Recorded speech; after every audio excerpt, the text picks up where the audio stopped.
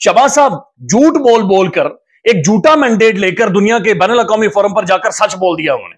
और शहबाज साहब ने जो सच बोला है, ये सच सारे पाकिस्तानियों के कॉस्ट करेगा और ये बहुत खौफनाक किस्म का सच बोला है। शहबाज साहब बैठे हुए वर्ल्ड इकोनॉमिक फोरम में। वर्ल्ड इकोनॉमिक फोरम पे जब इस तरह कोई जाते हैं किसी मुल्क का भी कोई सरबरा, तो वो एक क्योंकि इन्वेस्टमेंट मांग रहा होता है, वो एक बड़ी एग्जैजरेटेड रोजी पिक्चर देता है। ये वहां जाके इन्होंने अपना वो कमीज उठा के अपना पेट दिखाना शुरू कर दिया कि जी ये देख लें, टक देख लें कितने लगे हुए हैं, हम तो छलनी हुए हुए हैं। तो वाकई उसका असर है। इसके बाद कौन इन्वेस्टमेंट लेके आएगा? दुनिया उनको सुन रही है, सरमायाकार उनको सुन रहे हैं। अब वो सरमायाकारी यहाँ पे लाना चाहते हैं या सरमायाकारों को डराना चाहते हैं? सब कुछ बता दिया, नहीं हमारे चड्डी बुनियान उन्होंने उतार कर दिखाया, ये हमारी औकात है जी। बिल्कुल बर्बादी है, तबाही निकली हुई है, रोटी खाने को वहां पर नहीं है, बिल्कुल हम कुछ कर ही नहीं सकते, हमारे इदारे बर्बाद हो गए। জয়েন বন্ধুরা, আমি দীপ আর আপনারা দেখছেন আপডেট ইন্ডিয়া।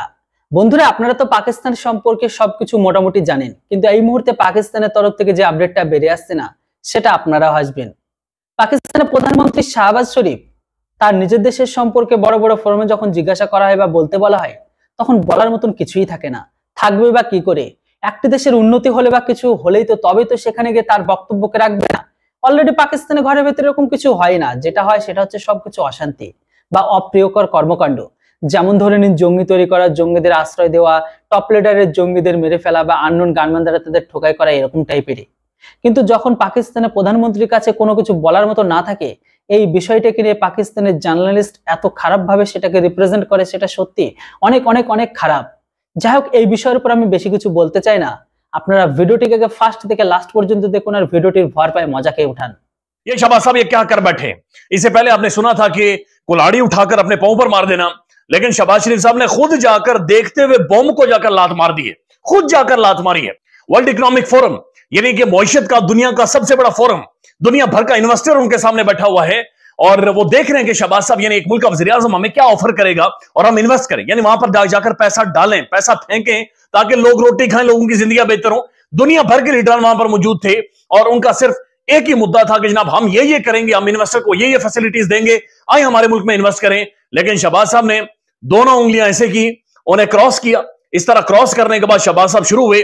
उन्होंने कहा जनाब सच्ची बात यह है, I will be very honest with you, ये 3 दफा अल्फाज उन्होंने इस्तेमाल किए और उन्होंने कहा कि जनाब सच्ची बात यह कि मेरे मुल्क का बेड़ा गर्क हुआ हुआ है, वहां पर दिवालिया निकला हुआ है, पावर सेक्टर के अंदर इतनी बड़ी चोरी है, इतनी बड़ी चोरी है कि तबाही निकली हुई है। ये लोग कुंडियां डालते हैं, कुंडियां डाल कर जनाब ये बिजली चोरी करते हैं, ये गैस चोरी करते हैं, बिल्कुल तबाही, पावर सेक्टर बिल्कुल तबाही। यानी इतने भारी भरकम अल्फाज थे कि वो अगर गूगल करें तो गूगल भी एक टाइम पे हैरान होती है कि इतनी तबाही कहां पर निकली हुई है, इतनी खौफनाक किस्म की तबाही वाले अल्फाज। उसके बाद वो आते हैं, वो कहते हैं खौफनाक किस्म का मेरे मुल्क के अंदर एलिटिज्म है, एलिट कल्चर है और जो रेवेन्यू है यानी जो टैक्स हमने इकट्ठा करना है। मैं सच बताता हूं, अगेन उन्होंने कहा I will be very honest with you, बेड़ा गर्क है मेरे मुल्क का। मैं सुन रहा था और सर धुन रहा था, क्योंकि बुनियादी तौर पे एक बैनुल अक़वामी इक़्तिसादी फ़ोरम पे पाकिस्तान का वज़ीर आज़म उन लोगों को जो सामने बैठे हैं, उनमें से कई लोग सरमायाकार भी हैं। हो सकता है कोई सोच रहा हो कि हम पाकिस्तान में जाके सरमायाकारी करें। उनको ये कह रहे हैं कि पाकिस्तान में चोरी बिजली की ज़ोरों पे है और बहुत बुरा हाल है पावर सेक्टर का। साथ में उन्होंने ये कहा कि पाकिस्तान में अशराफिया जो हुक्मरान तबका है वो उन लोगों को मुराद देता है जो डिज़र्व नहीं करते, जो इसके मुस्तहिक नहीं होते, यानी गरीब लोगों से छीन के अमीर लोगों के हवाले किए जा रहे हैं वसाइल और मुराद। अपनी दानिश में वज़ीर आज़म ने बड़ी ज़बरदस्त बातें की, अपनी तरफ से वो सच साबित हो, ख़ुद को सच्ची बात कर रहे थे। तो साथ में उन्होंने कहा भी, लेकिन ऐसे लग रहा था कि वो कि नए नए पाकिस्तान आए हैं।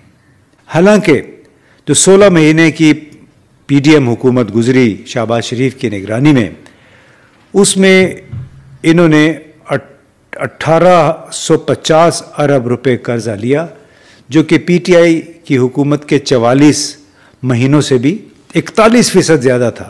तो इनसे कोई पूछे कि आपने माशाल्लाह इतनी खुसूसियात बयान कर दी हैं पाकिस्तान की, तो कोई अक्ल का अंधा इस मुल्क में आके सरमायाकारी करेगा?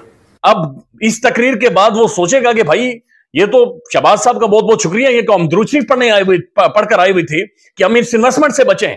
ये खौफनाक किस्म की गुफ्तगू वहां पर कर गए।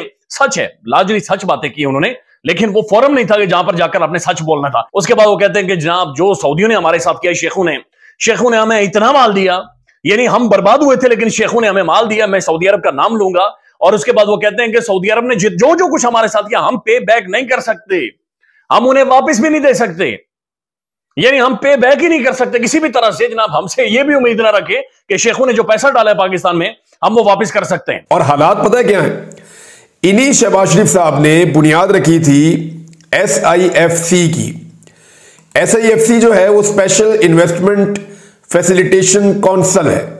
ये इन्होंने बनाई थी पिछले साल जब PDM की हुकूमत में शहबाज शरीफ वजीर आजम थे। चारों जो सूबाई वजीर आला थे, चारों सूबों के वजीर आला वो इसके मेंबर्स थे। उस वक्त सूबों में निगरान हुकूमतें थी सवाए सिंध के और बलूचिस्तान के, बाकी सूबों में निगरान हुकूमतें थी। तो चारों वजीर आला इसके मेंबर थे और आर्मी चीफ जो है वो भी इसके मेंबर थे। तो इस तरह ये एक उन्होंने काउंसिल बनाई थी, स्पेशल इन्वेस्टमेंट फैसिलिटेशन काउंसिल। इसका मकसद ये था कि पाकिस्तान में बहुत ज्यादा इन्वेस्टमेंट लेकर आनी है और अरबों डॉलर पाकिस्तान में लाकर जमा किए जाएंगे। अब इसके क़याम के बाद से लेकर अब तक क्या हुआ, ये तफसील जब मैं आपको बताऊंगा तो आपको आइडिया हो जाएगा कि ये सिर्फ कागजी कार्रवाई है और इसमें कोई कामयाबी हासिल नहीं हो सकी। तो नाज़रीन, जो वजारत खजाना की रिपोर्ट है वो ये बता रही है कि SIFC के क़याम से लेकर अब तक जो 9-10 माह गुजरे हैं, इसमें हुआ क्या है। इसमें प्राइवेट सेक्टर क्रेडिट में 54% कमी हुई है, किसी चीज में इजाफा नहीं हुआ बल्कि कमी हो गई है 54%। तरक्याती अखराजात में 12% कमी हो गई है। कारोबारी कंपनियों की रजिस्ट्रेशन में 1.2% कमी हो गई है और जो बजट खसारा है उसमें 34.8% का इजाफा हो गया है, जबकि शोबा ज़राअत के लिए कर्जों में 30% इजाफा हुआ है।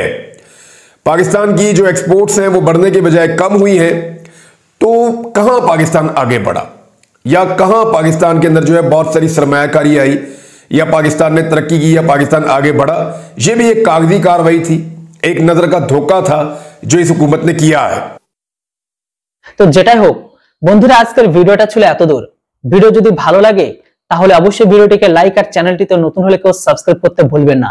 এর সাথে কমেন্ট বক্সে আপনারা এটাও লিখে জানাবেন পাকিস্তান কি আদৌ এই সমস্ত কিছু করে বা পাকিস্তানি মিডিয়া, পাকিস্তানের জার্নালিস্ট এই সব কিছু বলে তাদের ইকোনমিকে আবারও পুনরায় ট্র্যাকে ফিরিয়ে আনতে পারবে? আমার তো মনে হয় একদমই না।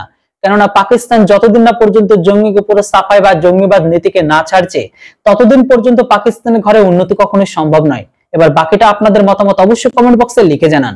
Thanks for watching. জয় হিন্দ, বন্দে মাতরম।